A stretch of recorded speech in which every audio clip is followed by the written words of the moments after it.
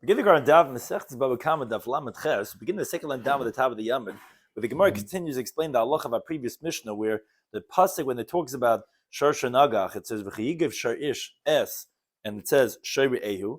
When the ox of a man is going to injure the ox of another, his friend, so that is, as the previous Mishnah explains, the exception to that is, let's say, hektish, and that of a non-Jew. The Gemara is going to explain the halacha of why would the halacha be different regarding a non-Jew than it is for that of a Jew. Turn to today's daf. Some discussing today throughout the entire world. Some discussing today's daf are social hektish, which is like we said that when it says re'ehu, when hektish has a different halacha than that of, as we explained in the previous daf, than that of a re'ehu. And we had a machlekes exactly what the parameters are regarding that of hektish. We can discuss primarily that of Sharshal Kanani, that of the ox of a non-Jew. And in that discussion, we come up with the Shev Mitzvah B'nai Nayach, and regarding their not keeping those mitzvahs, the halacha of Moav and Midian, how the Jewish people were told to treat the people of Moav and Midian. Sharshal Kuti, which is that of the Kuthin specifically, how do we treat them like a Jew or non-Jew? So we begin the current daf of Lamed Ches, second line down at the top of the Amud. The Mishnah said, Sharshal Yisrael Shenugach Sharshal Kanani. If the ox of a Jew gored the ox of a non-Jew, Potter, he's exempt, etc. Where we describe that the opposite, if a Kanani gores out of a Jew, whether it's a tam or mud, is going to be nezik sham. So the Gemara says, wait a second, that seems to be difficult to understand. How could that be? Amri, they said, either way you look at it, how you translate in the pasuk. If when it says in the pasuk that if your ox is going to gore the ox of Re'ehu, then the halach is going to be specifically that way, because the Kanani kinagach the Yisrael. So the question is, meaning to say, so when the Jew gores that of the non-Jew, he's going to be exempt. So the Kanani kinagach the Yisrael nami live pater. So why are you telling me in the Mishnah that if the goy gores that of the Yisrael, it's going to be chayv nezik shalom? What do you mean? It's only re'eyu in the halacha. The non-Jew should also be totally exempt. And the re'eyu lav davka, and re'eyu is not precise, and therefore the non-Jew is liable. So when the Jew gores the non-Jew's ox, there should also be chayv. In other words, what's this double standard? How you translating re'ehu? Re'ehu is saying that it only applies to a Jew, so then the non-Jew should be exempt, and if the non-Jew is chayv, so the Jew should also be liable. So the Gemara brings a few sources to explain this halacha. Amar Bavo, he says you're right. It's not necessarily excluding a non-Jew, but we learn that the source from somewhere else. Amar Kra, the pasuk says in Chavakuk, it says Amad, he stood up, Yemoided Eretz, he measured the land. Ra, he saw Vayater Goyim. So what does Vayater Goyim mean? So it says the Gemara, Ra Sheva Mitzvah Shekiblu B'nei Noach. Hashem saw the 7 mitzvahs that the B'nei Noach accepted upon themselves. Even Shaloi Kaima, once they did not fulfill it, Amad V'hiter Mamayin Yisrael. So the word Vayater in this interpretation is saying that he permitted their money to the Jews, and therefore that's why, and Tosfos points out in the Maskil Amad, it sounds like that only in such a case that our ox gores their ox, then Hashem permitted that we don't have to pay them back. Whereas at the end of in the Daf Kofyud Gimel, where that makes sense if you steal from a Kanani, it's going to be forbidden, makes sense. According to one who says it's permitted, then why do you need a special source for when the ox gores, you're allowed to even steal? But Al Kapanim, that we'll see on Daf Kofyud Gimel. But Al Kapanim, this is the source that when a Jew's ox gores a non-Jew's ox, Hashem permitted their money for us because they don't keep the Sheva mitzvahs b'nei Noach. That's one source. Rabbi Yochanan Mahachi brings a different source, a pasuk in Devarim. It says, Hifia mihar paran, that he appeared from Har Paran. What does this mean? Mi paran hifia mimoinim li Yisrael. So as Rashi translates, the word hifia is like appeared, but it's like it means like revealed. So from Paran, he revealed their money, meaning like revealing it, like uncovering it, like permitting it to the Jewish people. And why? What's mi paran? So Rashi says when Hashem went around and he tried to sell the Torah, so to speak, to all the nations and they didn't accept it, as Tosfos explains, that Paran was from the Eretz Yishmael, from the Yishmaelites, that it says by Hagar Vatesha b'Midbar Paran, which says further really it's part of the Midbar Sinai, but it was where the Yishmaelim were. But be that as it may, that's when he tried to give them the Torah, and when they refused it, So he went and uncovered and gave the rights of their money to the Jewish people. Similar in the Brisa, and again, that's the source of this Ptur. And the Brisa says like the same idea. When the Jews' ox gores, the non-Jews' ox is going to be exempt. On the other hand, when the non-Jews' ox gores the ox of a Jew, is going to have to pay the full damages. What's this double standard? Why is their money so extremely tilted towards the Jews' favor? When the Jew gores, is exempt. When the non-Jew gores, has to pay full damages because Shanema says in the pasuk, Amad v'yimoy the eretz. He stood up and he measured the land. Rav v'yater goyim, and he went and again either means he permitted it, as the Gemara is saying for now. And the v'omer so to have another source. So if he revealed their money from Harparan. So it has the Gemara. So my v'omer. Why do you need two pesukim? Says the Gemara Bechita. Maybe you're going to say hi Amad v'yimoy the eretz. Maybe you would have thought to say that the first source of he got up and he measured the land. You needed to teach something else. Either look at Rabbi Masno, look at Rabbi Yosef, as we're going to say in a second, one of those teachings. So Tashma, for the price, brought another pasuk, which means Paran, Yisrael was from Paran, that he revealed their money to the Jewish people. So says the Gemara, my Rabbi Masno, you told me that this first pasuk could have been taught for two other interpretations. What's the interpretation of Masno? Rabbi Masno says, Amad ve'yimaydid eretz, Rav v'chulu, that's the pasuk. So the question is, Ra, what did he see that Beyater Goyim? So it's Rosh Seven Mitzvahs should nistavalim b'nei Noach v'kiyamim. He saw the 7 mitzvahs of the Bnei Noach that they didn't fulfill. Amad v'higlo isam. It's a different interpretation. Not that he permitted their money. Amad v'higlo isam alad masim. He exiled them from their lands. So, for example, as we find is in Devarim Beis Kaftorim that come out from Kaftor, or we find Seir, which were the Yeshvi HaChayrim. Many nations that they were chased out from where their ancestral land was, that's because they didn't keep the Shev Mitzvah B'nei Noach. Says the Gemara, my mashma haveyater lishna daglu yehu. Where do you see that? How does Rav Masna translate the pasuk that he rav vayater goyim? Then he went and he vayater. Where do you see that's a term of gullus, of exile? So the Gemara says because ksivach it says of vayater goyim. Now ksiv hasam, it says a pasuk in Vayikra when it talks about what's considered a kosher type of sheretz ha'oif that goes on 4 legs, that has these wings above its legs. It says that it has the wings lanater behen ala aretz. What is lanater? It's the same word bayater. The Targum translates lekavtza b'in alara. It helps it jump on the land. So you see the jumping, which is what Galus is, jumping from where you are to somewhere else, is vayater goyim. He went and he jumped them away somewhere else. That's because they didn't keep the Shev Mitzvah B'nei Noach. So again, that's one interpretation the pasuk could mean. And it says, my Rabbi Yosef, when you said that it could have meant either like Rav Masna or like Rabbi Yosef, what's his interpretation? So he says something else.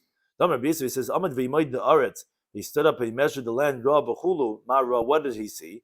Ra shev mitzvah shekiblim b'nei Noach v'kiyamim. He saw again the 7 mitzvahs that the Noachite people accepted and they didn't fulfill it. Amad v'hitirin lahem. He stood up and he permitted them, meaning that the 7 mitzvahs that are forbidden them, he said, you know what, you could do it. It's permitted. So says the Gemara, what? Iskuri isker? What, they're going to be profiting over here? We find that a sinner is going to gain. Like Hashem says, you know, you guys are not keeping it anyway. No problem. Free class today. You guys don't have to do anything today. What, then that's not how it usually is. So I'm a Mabri Ravana. He says, no, limits to say, that even if the Noahites keep them, those laws, they don't receive reward because they're not commanded anymore. Yeah, it's not going to exempt them from the punishment. So they're going to get, it's not a chayte niska, they're going to get punished, but they're not going to get reward anymore. Says Gemara, V'loi, really, they don't get reward for keeping the Shev Mitzvah B'nei Noach? But when the Brisa Rabbi Yomi says, from where do you know, even the non-Jew who engages in the study of Torah, Shukakoyin Gadol, that is like the high priest. What does the Gemara want, like a Koyin Gadol? So Taisus brings, because the Gemara in Saited of Dalma Bey says, Yukarahim Pninim, is that Torah is more precious than Pninim, than the Kohen Gadol who goes in Lefnai v'Lefnim. He goes into the holiest of holies. Torah is more precious than that. So we didn't know that even a guy who learns Torah is like the Kohen Gadol. It says in the pasuk, that he who does it and he lives with them, which Kahanim v'Levim Yisraelim loinem. It doesn't say that the learning of Torah to live by should become Levim Yisraelim, ela Adam, rather man. There comes to teach you. Which places here in Div Masal Adam discusses famously what's Atam Karim Adam? Is it Adam, Ha Adam? What does Adam mean? A guy? Does it mean a Yid? Al Kapanim. But the way our Gemara is saying is that it says, yes, so so it depends that we find psukim that Lule Hashem Shoylon Mekubalei Adam that does mean goyim. So he says depends in the context, and in contrast where you mention Hashem, then Adam could mean. And the question is Adam ho Adam? But al kapanim, what the Gemara is saying is that you see this drasha that any person that learns Torah, ha Adam, any person, even a guy, is going to be like a Kohen Gadol. How could you say that they don't get reward for keeping the Shem Mitzvah? They even get reward for learning the Torah. So they said, but they don't receive the reward for someone who is commanded and did it. Only like someone who is not commanded and does it. Rabbi Chanina says, greater is the one that's commanded and does than someone who's not commanded and does. I'm surprised that the Gemara leaves alone the concept of the fact that since they didn't accept it, was it all of them that didn't accept it? And if they left it alone, then Hashem's Atom would be Mavata, that it would cease. No, so that's what the Gemara. Right, so that's the Gemara's answer. Right, so that's the Gemara's answering. That's not that they're going to gain; they have to keep it. They're just not going to get the reward as if they were commanded in keeping it. They're still going to get punished if they don't keep it. But yeah, that's how it works with ancestors. That Kahanim, that's the famous Chafetz Chaim. He says Man Zayd when they came to him and Moshe ben Screaming Mila Shem Elai, Man Zayd hat gegangen. Because of that, I'm a Kohen. Right? So it has implications, epigenetics. We know that everything passes through the generations. This is what it is. And therefore the Bnei Noach didn't, and therefore for all future time, I'll upon them. But we know when you're Mitzvah, it's harder. You have the counterforce that's making it more difficult, and therefore it's more reward than that which is Ein Mitzvah. And that they lost. So again, therefore we brought a second pasuk because it could have meant something else in these two interpretations that we said. Now, related discussion, the Gemara brings trouble in the Brisa. Because Sholcha Malchus Roimi, the Roman kingdom sent Shnei Sar Diyotos, these two officers, Eitzel Chachmei Yisrael, to the Jewish sages, and they said, "Lamdunu Toraschem, teach us your Torah." So, Karu, Vishanu, Vishalshu, they learned. They reviewed a second time, and the third time, which Tosfos says, the Gemara Chagiga tells us, if you teach Torah to a non-Jew, you violate a positive commandment of Magid Devar of Yaakov, that you're only supposed to teach Torah to a Jew. And that's a taste of two pshatim. Either they had to because the government was forcing them, and they weren't obligated to give up their life for that, or they made themselves gerim, as the Sifri brings on the parasha of Chayv Amim, that they became gerim, so you're allowed to teach a ger. But be that as it may, the Roman officers were taught the entire Torah 3 times. When they were taking leave, they said to the Jewish sages like this. It says, look, we went and analyzed your entire Torah. Ve'emesu, and it's true. Chutz midavazeh. There's one halacha that we don't understand. Shatam you say, sure, our Mishnah. That's from everything that they learned. Shor shel Yisrael shenagar shor shel Kanani pata. You said that the Jews' ox gores. They get in the car accident, the Jew smashes his ox, smashes his ox, and he's going to be pata. He's going to be exempt. Shor Kanani shenagar shor shel Yisrael, but the non-Jew who gores the Jew's ox, whether it's the first time, the third time, there has to be full damage. It's a manavshach. You look at it. Again, they know the whole Torah, these Roman officers. Said, look, if it says Rush in the Torah, in the Bible, is precise. So so even when the non-Jew goes out of the Jews, it should be exempt because it's only by another Jew, not from non-Jew to Jew. And if it's not precise, it's just like a common terminology. So even when the Jews gores the non-Jews, Rashi tells us the secret. He says that they didn't tell the officers the real reason that the non-Jews' money is like hefker, because it would be dangerous to say such a thing, obviously, to the officers. So they didn't tell them. So therefore they said this. So it doesn't make sense. But Visa came along and the pasuk is Reus Davkanat. Obviously there was a source of Amad Bayater Gayim. That they didn't tell them that source. So I said, don't worry, but we're not going to tell the government about that one discrepancy that we found. We're okay with everything else, so we won't inform on that one thing. Now, the Gemara continues. Rav Shmuel ben Yehuda it's going to relate back to this concept. But the Gemara says, Shchiva lebrata. Reb Shmuel bar Yehuda lost a daughter. And Amar le Rabban Le'ula. So the rabbis said to Ula, Kum nezel nenachme. Come, let's go and console him. He said to them, he says, what do I have with the consolations of the Babylonians? I'm not going with you guys to go b'menachem avel. The gedufahu. You guys are blasphemers towards God. Why are they blasphemers? Because the Amri, when they go to a shiva house, they say, what could you do? So what? The inference sounds like, but if you could do, you could do. What are you? You're a kaifer. You think Hashem? You know better than Hashem. It's not what you say. What could we have done? So I said, I'm not going with you guys to be menachem avel. You guys are a bunch of kaifrim. So Azal no, he didn't say that, but Azal l'chadai gabe. So he went himself to him. Suddenly he said a very different, almost an extreme opposite approach, because they were saying like, when was came done? Like, if we would have been able to stop it, almost like. But he was saying no, Babi Makabal did it, because Amalei, he said to them, look, a pasuk in the Devarim says like this. It says Vayemer Hashem, and the gear says a lie.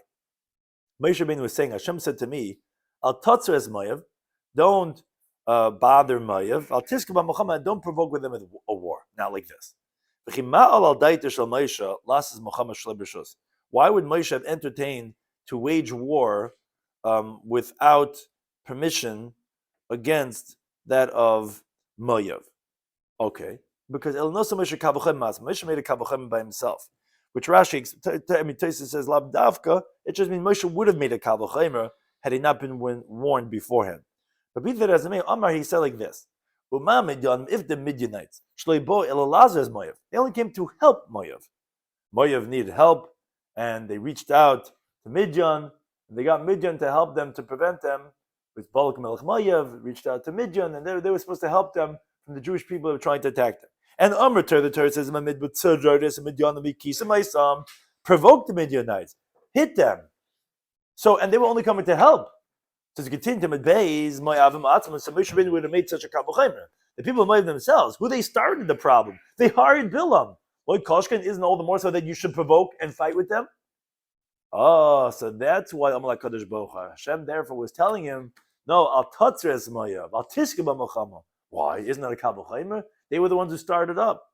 No. Loikush al Sadaitach Moshe. Not like you're entertaining al Sadaitis Hashem that I'm entertaining. I have these two good birds that I want to take out from these two nations.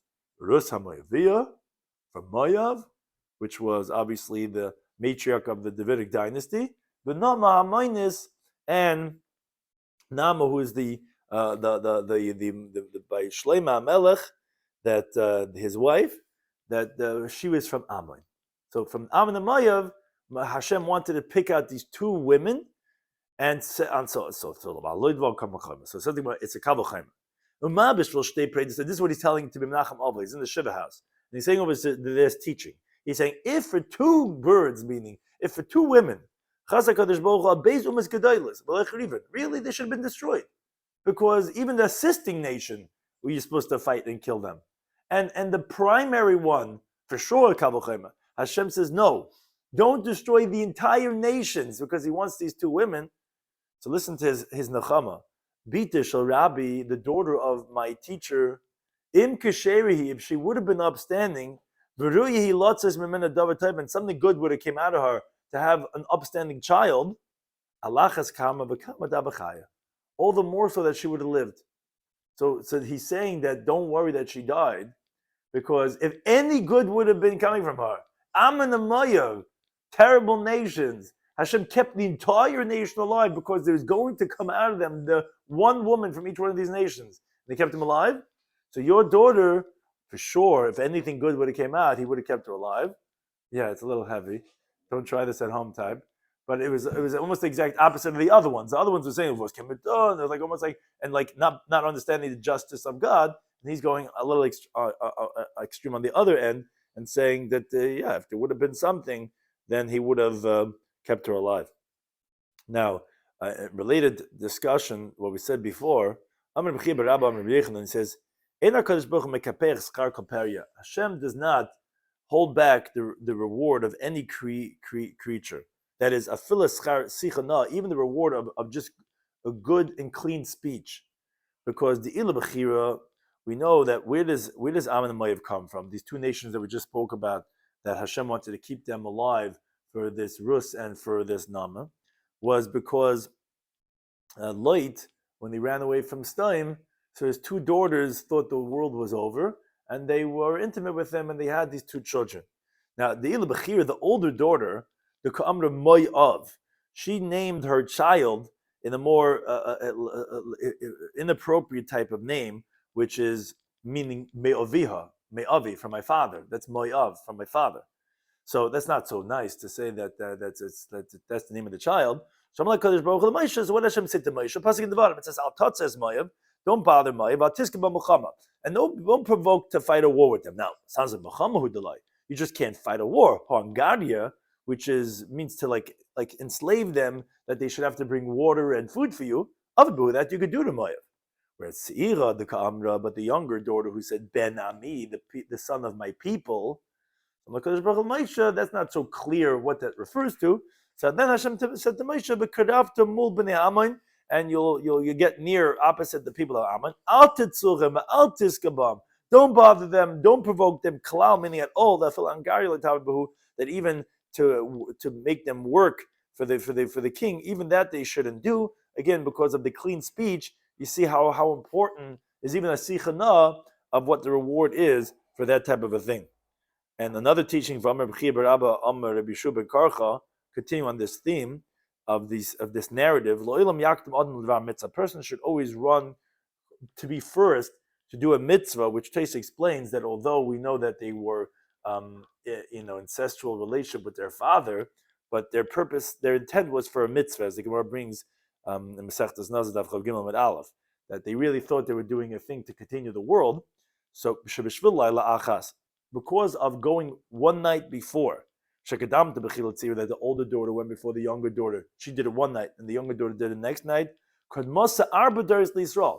She was able to become part of the Jewish people 4 generations before the younger daughter. Because you have Oved, Yishai, David, Ushleima, which is from the Jewish people. But the younger daughter, meaning from the people of Ammon, they only joined by Rechavam, the son of Shlomo HaMelech. So he says, his mother, wife of Shlomo, was Nama HaMoinis. So that was 4 generations later, because one night earlier she went to do the mitzvah to be with her father. Therefore, she was 4 generations earlier of being part of the Jewish people. Now, the Gemara goes back to the theme of our Mishnah. Tanabamlin, a Braisa. Sharshal Yisrael, Shanagach Sharshal Kuti, Pater. If the ox of a Jew gores the ox of a Kuthi, he's Pater. Now, later on, the Gemara is going to explain the reason is that it's a penalty that they penalized, that the Kuthi, we didn't want them to assimilate their daughters amongst the Jewish people. So it was enough with this penalty that if the Jew gores his ox, he's going to be Pater. What Rashi is alluding to is, but we didn't penalize so much that when the Kuthi, even when it's a Tam, gores that of a Jew, should have to pay Nezek Shalom. So Bishal Kuthi should not get Yisrael. So when the Kuthi gores that of a Jew, so then Tam B'Sham Chatzin Nezek, Imun B'Sham Nezek Shalom. He's going to pay Chatzin Nezek, and if it's a Mu, it's going to pay Nezek Shalom. So so that's what we're saying, that like a regular Yisrael, it's going to be Chatzin Nezek for Tam, and it's going to be Nezek Shalom for Imud. He says, no, Sharshal Yisrael Shanagach Sharshal Kuti, that part you're going to be Pater. But B'Shal Kuti Shanagach Sharshal Yisrael, if the Kuti gores that of a Jew, Bein Tam Bein Mud Misham Nezek Shalom, because it may hold that the Kuti we treat as totally like a Nachri. So therefore it's going to be, like we said, the Nachri in our Mishnah, it's be Nezek Shalom. Says the Gemara, remembers that to say the Sabra Meir, the Meir holds, which is a famous machlek, is what's the status of Kutim? That he holds Geiri Ara, you're saying? That they were considered converts only because of the lions, which it's a story brought in Sefer Malachim Beis, Perikid Zion, that Hashem sent lions against them. And these Kuthim were brought by the Assyrian king when he exiled the 10 tribes, he brought non-Jews from Kutha, and they became Jewish, but only because the lions attacked them. So there's a big debate in the Gemara if that's considered true conversion or not. So is this to say Remeir is treating the Kuthi as a full-fledged non-Jew, not like the Tanna Kama. So therefore, when the Kuthi goes and his ox injures the ox of a Jew, he has to pay nezek shalim like that of an achri. So is that to say Remeir holds that Kutim Agir Ra'ayah? But for the minute, it seems to be contradictory from Mishnah Masechtas Nida. So this is a little bit a different topic, but the Gemara is going to bring out a point. The Mishnah says like this: Kala kesamim. So we know a kesem is a garment that has a stain of blood that's from menstruation. Now we usually think about in the laws of Yeridea, of the laws of interpersonal relationships with a husband. But there's another halacha that it's we don't have it anymore. The laws of Tumah Tahara. That nida is not just for the relationship with a husband, but it's also for that she's one of the Tameyan in the Torah. So the blood is Tamei blood. So on that the Mishnah says like this: Haboy miryakem tahirim. If these stained garments come from Rekem, they're tahar. So Rashi explains, he says that Rekem is a city that the majority were not Jewish. Now, the blood of a non-Jewess is biblically tahar, because the pasuk says in Vayikra Yud Beis, Dabel b'nei Yisrael isha kisazri v'yolda, which only a Jewish daughter contaminates with birth and with nida, but not a non-Jewish woman. Now, although the rabbis decreed that the non-Jewish women should be treated like a zava, like a woman who has a flow that makes her tameh, but they did not extend their decree on the kesamim on their garments, because the garments of a Jewish woman itself is only rabbinic. Because biblically, the pasuk is only tameh what's called dam yezoiva bibisacha. It's only when the blood is actually flowing that she sees it emitting from her body. That's when the biblical halacha of nida applies. Not when you find it on her garment. And even if you see it coming from her body, the Gemara Masechtas Nida Daf Lamed Daled and Aleph tells us they were not geyser on the blood of a not Jewish woman to be tamei only when it's moist. Because the Mishnah teaches that the blood from a non-Jewish woman, Beis Shammai say it's tar. Beis Hillel says it has to be like her spit and like her urine, which is metame only when it's moist and not when it's dry. So that was a big explanation of basically explaining this Mishnah Masechtas Nida to say why the stained garments coming from Rekem is tar, because they're not Jewish, and the not Jewish stained garments are not going to contaminate. Rabbi Huda mitame says not true. He says actually it is tame. Why is it tame? Because actually the majority of the people in Rekem are gerim. They're converts, and their blood is going to be mitame because they're just like Jewish people when you're a ger. It's just that b'tayim, they make errors because they're not so well versed in Jewish law. They became gerim, and therefore they conduct themselves like not non-Jews, but a ger who's not keeping halach is like a renegade Jew, meaning he's like a regular Jew, and therefore it is going to be tamei. Fine, that's regarding Rekem. Now continues the Mishnah, and that's obvious, like we said. If the stained garments are coming from not Jews, that's tahar because their whole status of nida would only be rabbinic, and that's only on themselves, not on the garments that are coming from them. Mibein Yisrael. Now here it's where it gets a little bit more technical. Mibein Yisrael and Mibein Akutim. If it came from between Jews and between Kutim, so Meir Mitame, he says it's going to be Tame. The Chacham say it's going to be Tar. Why? Because Shlei Nechshadu al Kismehen. They're not suspect regarding their stained garments. Now, it's not easy to translate. So Rashi brings from Masechtas Nida Daf Nun Vav and Beis. The Gemara there asks and says, wait a second. If you're saying if it's coming from whether Bein Yisrael and Bein Akutim that's going to be tar, so whose garments are going to be tamei? If you're saying even from Yisrael it's tar. So the Gemara there explains like this. The truth is, if it comes from amongst Yisraelim and from Kutim, it actually is tamei. What we mean to say is, if it's found in the Jewish cities, in a hefker area, somewhere out in a public ownerless area, then it's going to be tahar. Why? Because they're not suspect regarding their stained nida garments to make it hefker. They discreetly put it away that it should not make taharas tameh. Now, if it's found amongst, of course, if it's from a Jewish woman's room, of course it's going to be tameh. We mean in the Jewish town, somewhere out in the open. That we're not suspecting that it's from a Jewish woman. Now, if it's found between the kutim, that's where a mayor says it's going to be tamei, because they are suspect regarding their stained garments to let it fly around. And the Chacham say it's tar because no, they're not suspect regarding their stained garments to let it fly around. They do put it away until they launder it. So that's their machlekes. It's really regarding the kutim. But the main thing is what the Gemara wants to ask like this.